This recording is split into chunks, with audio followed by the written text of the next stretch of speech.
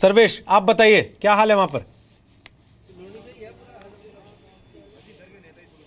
देखिए रोहित, यहाँ का आलम यह है कि यहाँ पे लोग बढ़ चढ़ के भाग ले रहे हैं। आपको एक बार दिखाना चाहूंगा कि यहाँ पे किस तरह से लोग आ रहे हैं। जब सुबह मैंने आपको बताया कि किस तरह से वोटिंग शुरू होने से पहले ही लोग यहाँ पर आ गए थे।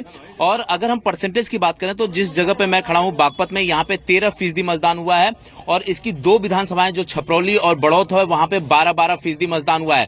इससे अंदाजा लगाया जा सकता है कि यहाँ पे मतदान जो है वो अच्छे से चल रहा है। यहाँ पे लोग बढ़ चढ़ के घर से बाहर निकल रहे हैं और जैसे जैसे अब दिन निकल रहा है वैसे वैसे भीड़ और भी बढ़ती जा रही है। खासकर बागपत में फिलहाल मैं शहर में जो बूथ बना हुआ है उस पर हूँ। कुछ ऐसे युवा हमारे साथ हैं जो पहली बार वोट किए हैं। जरा हम इनसे जान लेते हैं कि आप लोगों से ये जानना चाहूंगा कि इस बार जो आप वोट कर रहे हैं, और सबसे पहली चीज की आप में एक्साइटमेंट भी रहा होगा क्योंकि आप पहली बार वोट किए हैं, दिमाग में क्या चल रहा था, किसको चुनेंगे, कैसी चीजों को चुनेंगे, कैसे ऐसा प्रत्याशी चुना जाए सर जो न्यायिक व्यवस्था ठीक करा सके, हमारे यहाँ युवाओं को रोजगार दिला सके। आज जो युवा ग्रेजुएशन करे हुए हैं उनको रोजगार नहीं मिल रहा है, उनको रोजगार दिला सके। और ये खस्ता हाल रोडों की व्यवस्था है, इनको ठीक करा सके। ये आज तक कोई रोड नहीं बना सका। इस तरीके की कोई व्यवस्था, ऐसा कोई प्रत्याशी सामने आए कि कोई ये सारे मुद्दों पर काम करा सके। ये हमारी जिला बनने के बाद आप तो इतने बड़े हो गए, कई बार वोट किया होगा आपने, जिला बने हुए भी काफी टाइम हो गया। क्या लगता है कि जिन चीजों का हवाला दिया गया, जिन चीजों में प्रत्याशियों ने वोट मांगा वो पूरी हो गई हैं या मुद्दे अब भी बरकरार हैं? मुद्दे तो भाई अब भी बरकरार हैं। जिला बना और बेरोजगारी फैल गई यहाँ पर, तो बिल्कुल बेरोजगार नहीं। यहाँ से आदमी निकलता है बेचारा 50-60 किलोमीटर दूर जाकर नौकरी करता है, शाम को आज नहीं अपने घर आ जाएगा नहीं आ जाएगा। कितनी बेरोजगारी है यहाँ पर। तो इस बार किस चीज पे वोट करेंगे आप लोग, मुद्दों पे या प्रत्याशियों पे? जी नहीं, ये तो प्रत्याशी पे नहीं, हम मुद्दों पे लड़ रहे हैं और ऐसा प्रत्याशी ढूंढ रहे हैं जो बागपत का विकास कर सके। क्योंकि यहाँ पर लोग रोजगार के लिए, तो रोजगार के मामले में बागपत बहुत ही वैसा रहा है, रोजगार की तलाश में लोग बाहर जाते हैं।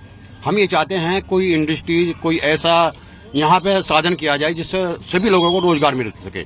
सड़कों का बुरा हाल है यहाँ पर, और सड़कें भी, बसें भी यहाँ पर सड़कों पर खड़ी होती है जिसमें कोई अड्डे का।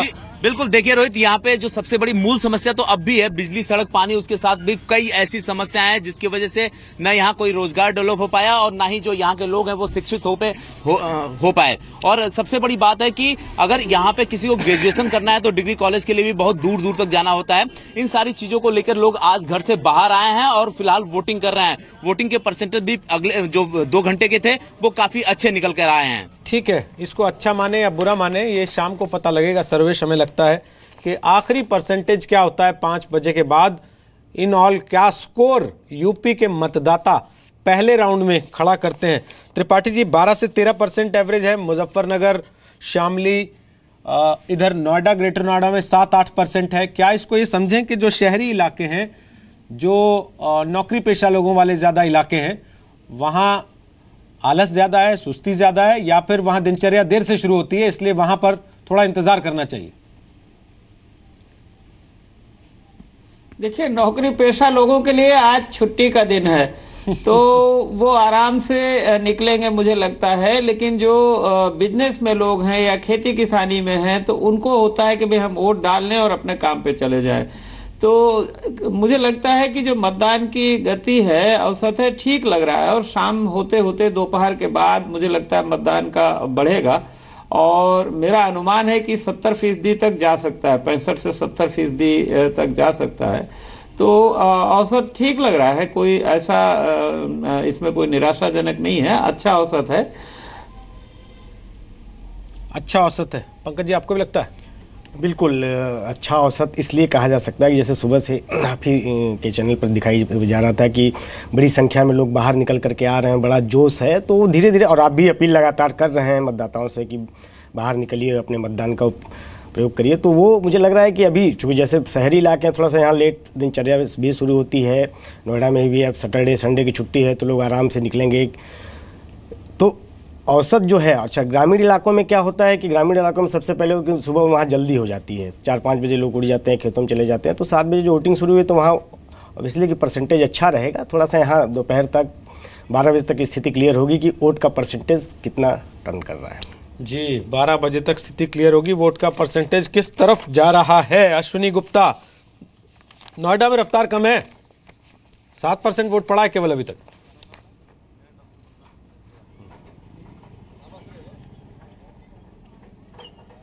आवाज आ रही है अश्विनी मेरी आपको?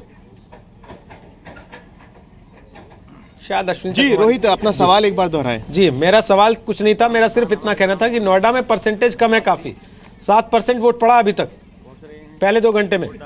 बिल्कुल जी, बिल्कुल परसेंटेज बिल्कुल कम है, लेकिन लोगों में उत्साह ज़रूर है। हमारे साथ एक शख्स है डॉक्टर बलराज, और इन्होंने चुनाव को लेकर के कुछ पंक्तियां बनाई हैं जो हमें सुनाना चाहते हैं। सर आप सीधे बताएं क्या क्या बनाया आपने। हम लोग क्षेत्र में जिस तरह से शिक्षाप्रद गाने और जो वर्तमान स्थिति होती है उस पर हम अपने गाने बना करके सुनाइए क्या जनता के बीच में पेश करते रहते हैं। कभी कभी हमारे जो नेता हमारे बीच में घूमते रहते हैं, जब आवश्यकता पड़ती है तो तब तो नहीं आते, लेकिन कुछ अच्छे नेता भी जो हर वक्त रहते हैं। कुछ नेता ऐसे बनने के बाद में उन्हें जनता जो है जो आपने रचना बनाई वो सुनाइए। तो मैं 2 लाइन इस तरह से आपके सामने पेश करना चाहूँगा।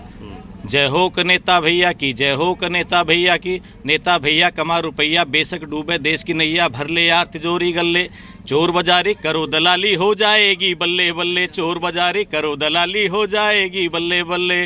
जय हो क नेता भैया की, जय हो क नेता भैया की, नेता भैया कमा रुपया, बेशक डूबे देश की नैया, भर ले यार तिजोरी गल्ले, चोर बाजारी करो दलाली हो जाएगी बल्ले बल्ले, चोर बाजारी करो दलाली हो जाएगी बल्ले बल्ले।